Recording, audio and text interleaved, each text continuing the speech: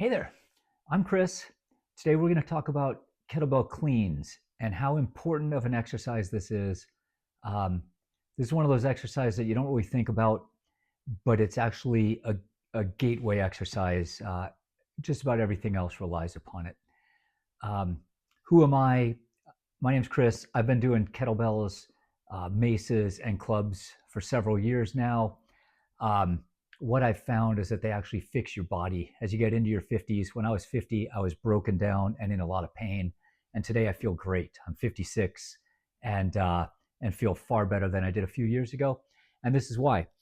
The other thing that I found when I started out working with this kind of equipment is that there's a lot of examples online and there's a lot of hardcore programs online, but I found a really hard time finding a program to follow that did a little bit of everything, that was all about full body movement and not so much about strength and heavy weights and that kind of thing. So that's what I'm trying to share.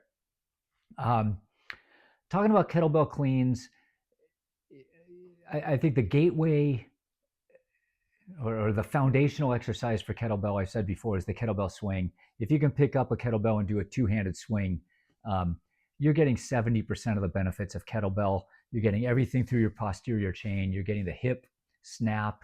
You're getting more flexible hips. You're getting strength. You're getting body connectivity.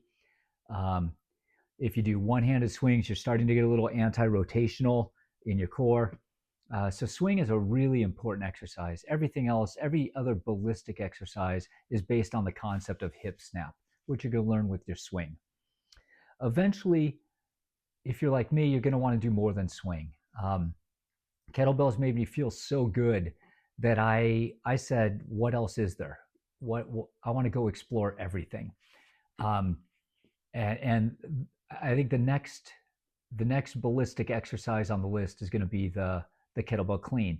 You're basically taking the kettlebell, whether it's from the ground in a dead or a deadlift position, or whether you're swinging back through your legs, but you basically snap the kettlebell up and you end up in this rack position.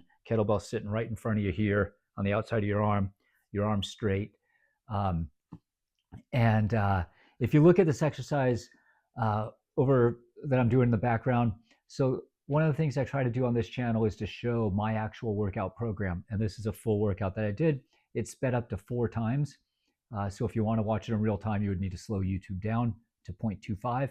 But this is called the Armor Building Complex. It's the ABC program. There are different versions out there.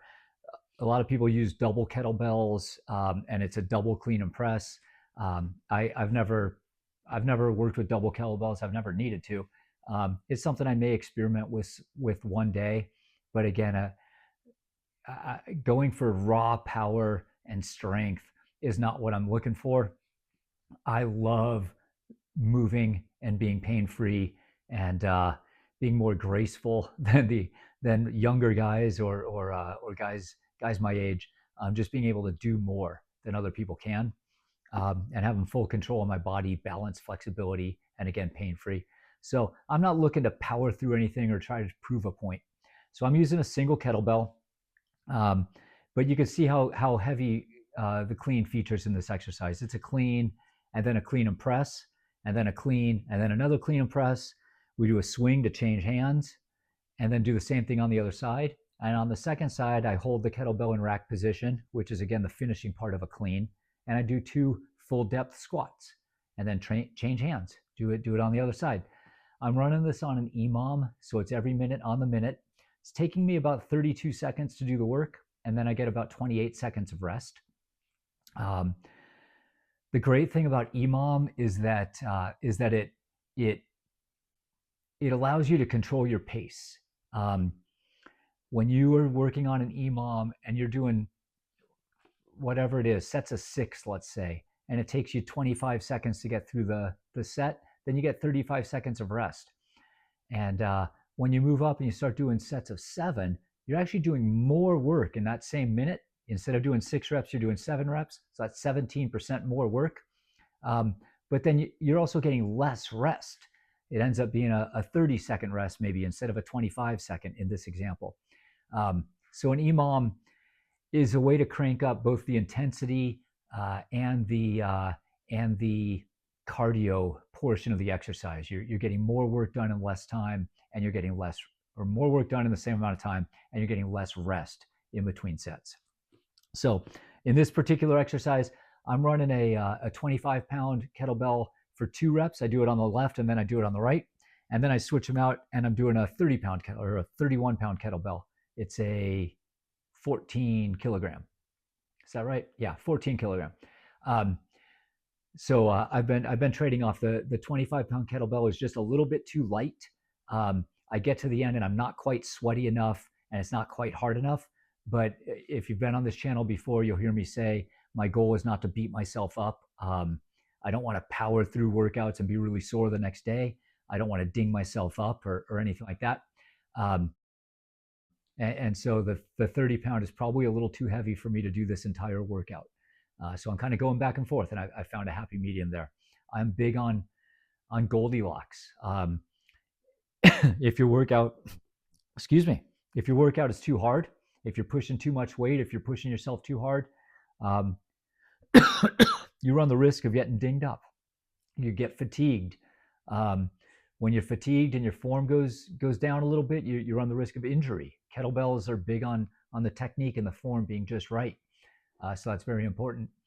And then the other thing is, no pain, no gain. You just end up really sore the next day. And I got to be honest, like Father Time, it makes me sore enough. Getting out of bed, I love getting out of bed and feeling good.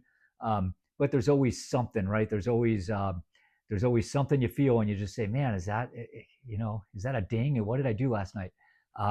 And so I don't need to push myself through my exercise to get there. So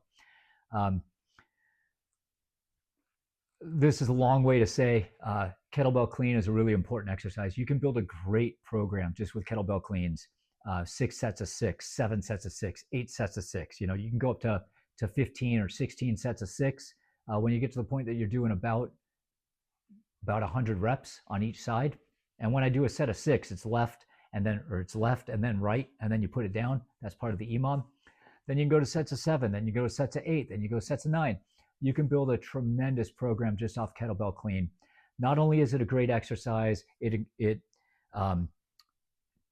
pulls work from your entire body all the way through your muscle chain, your movement patterns. You're working together. You get it locked here, which is a position of strength, and then you do it again. But you're also building reps and you're building practice. The more your technique gets good, the better this exercise gets, the more you can start to do other things off it. Then you can add the clean and press, then you can add a Turkish get up, then you can add a snatch. But it all stems off of this clean. Let's stop there for today. I hope you found this interesting. Please like and subscribe if it was. Let me know if there's something specific that you want to hear about or want me to riff on. And I hope you have a great day. Go get better.